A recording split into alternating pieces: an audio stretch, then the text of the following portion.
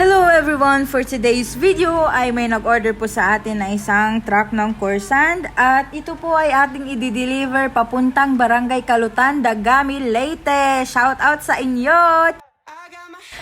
At ngayon, inaantay lang natin na mapuno yung buhangin kasi naman ikaw kaya mag-deliver na hindi puno. Tignan lang natin kung order pa sila sa'yo. Charis lang. So, eto na nga, makalipas ng 30 minutes. My gosh, napuno na din sa wakas. At eto nga pala yung dinadaanan namin, medyo maputi kasi naman umuulan lately.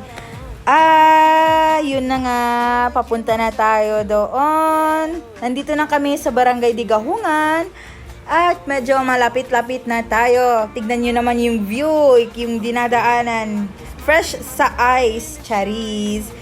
Nandito na kami sa Barangay Kalutan. Hinahanap lang namin yung bahay na nag-order. Kasi first time ko po ditong pumunta at makalipas ng 2 minutes ay nahanap na din namin yung bahay sa wakas.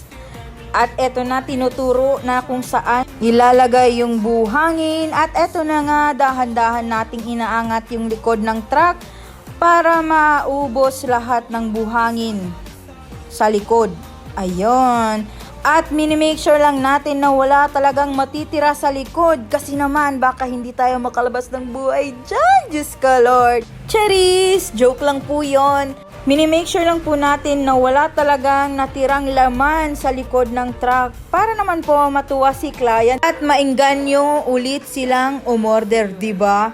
At dito na nga po nagtatapos ang ating mini vlog serye for today. Sana po ay nag-enjoy kayo ng very light. Thank you for watching. Vavush!